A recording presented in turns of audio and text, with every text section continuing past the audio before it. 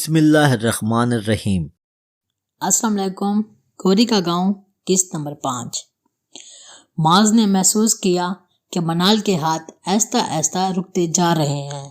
اس نے آنکھوں سے بازو ہٹا کر دیکھا، وہ اس کے پیروں کے پاس لیٹی ہوئی تھی۔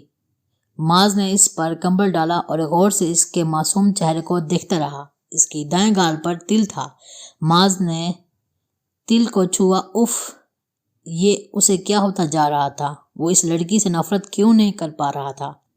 موسم بہت ہی سہانا ہو رہا تھا۔ چاروں طرف سے بادل امٹ کے آ رہے تھے۔ ٹھنڈی ہوا زور سے چل رہی تھی۔ منال بھاگتی جا رہی تھی اور معاذ ہنستا ہوا اس کے پیچھے بھاگ رہا تھا۔ منال بھی ہنستی جا رہی تھی۔ منال، میری بات سنو، منال۔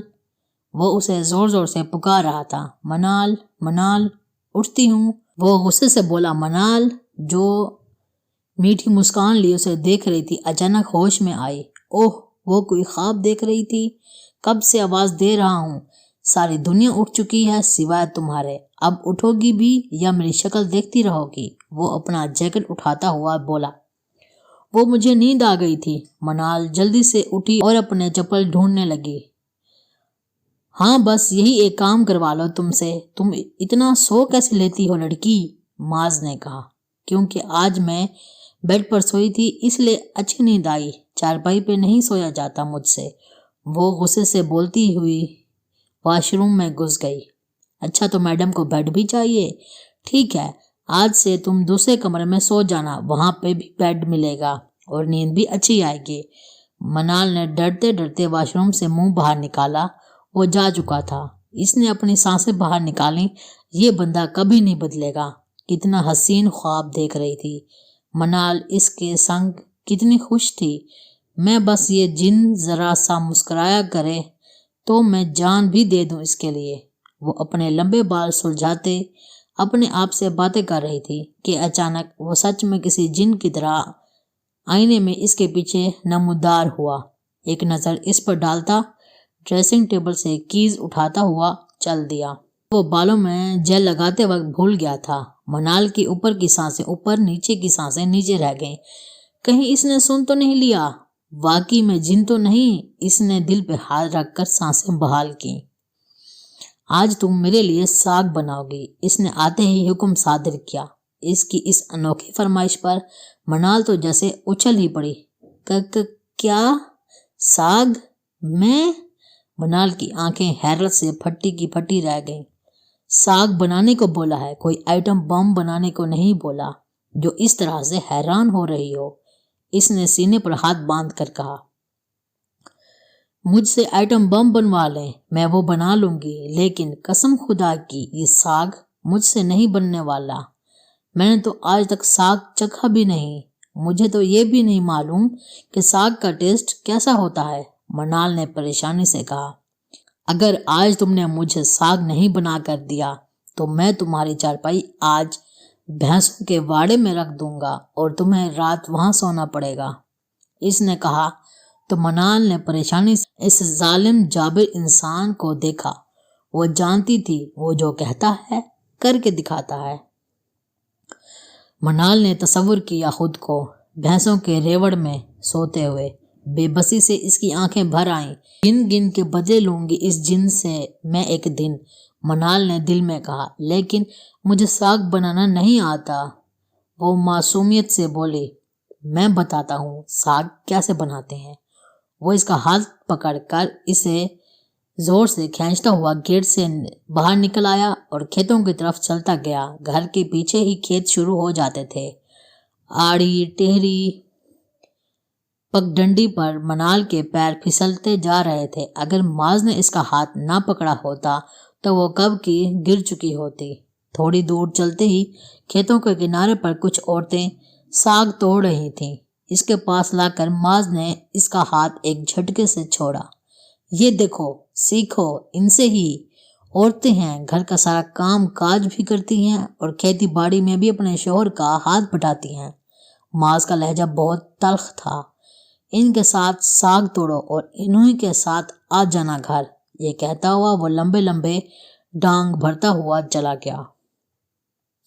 ان عورتوں میں کچھ لڑکیاں بھی تھیں جو اسے تجسس بھری نظروں سے دیکھ رہی تھیں۔ کیا ہوا بی بی جی، آپ یہاں کیا کر رہی ہیں؟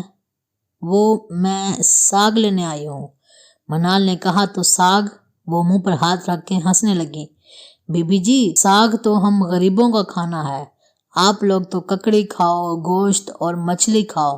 وہ لڑکی ہنسی تو اس کے ساتھ دوسری لڑکیاں اور عورتیں بھی ہنسنے لگیں۔ میرے شوہر کو ساگ پسند ہے تو میں وہی بناؤں گی، وہ تنگ ہو کر بولی۔ چلیں اچھا بی بی جی، میں تو ایسے ہی مذاق کر رہی تھی، آپ غصہ نہ ہوں، وہ لڑکی بھی اٹھلا کر بولی۔ تمہارا نام کیا ہے؟ منال نے اس چہکتی چڑیا سے پوچھا جو کہ کافی حسین تھی۔ سانولا رنگ، ناک میں گھنگرو والی بالی اس پر بہت جچ رہی تھی۔ میرا نام پارس ہے، وہ ایک ادا سے بولی۔ واہ، بہت پیارا نام ہے تمہارا۔ منال اس کے پاس کھڑی ہوئی تھی۔ سنو پارس، ان میں سے سرسوں کا ساگ کون سا ہے؟ وہ 2 طرح کے پتوں کو دیکھ کر بولی۔ آپ رہنے دو بی بی، میرے پاس کافی ساگ ہے، آدھا آپ لے جانا۔ پارس نے ایک گٹھری کی طرف اشارہ کیا۔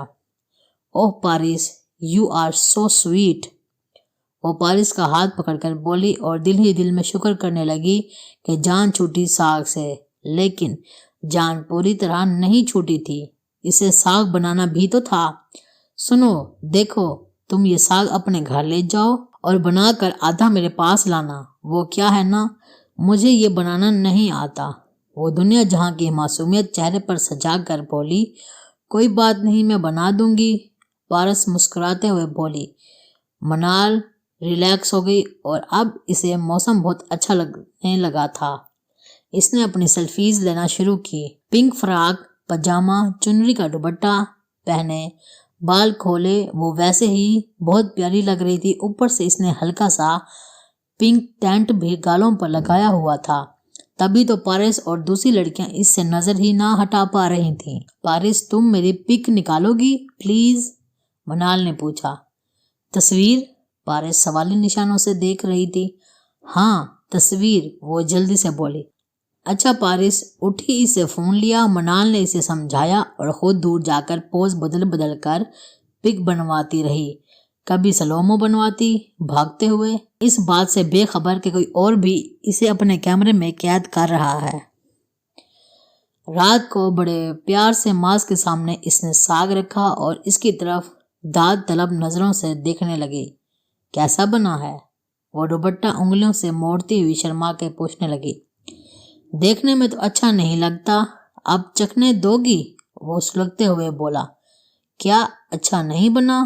وہ پریشان ہوئی اور ساگ کو غور سے دیکھنے لگی۔ ماں جو پانی کا گلاس منہ سے لگایا تھا، وہ سوچنے لگا، یہ لڑکی بھی کیا چیز ہے، میں جتنا بھی غصہ کرتا ہوں سب ہوا ہو جاتا ہے اس کی باتوں سے۔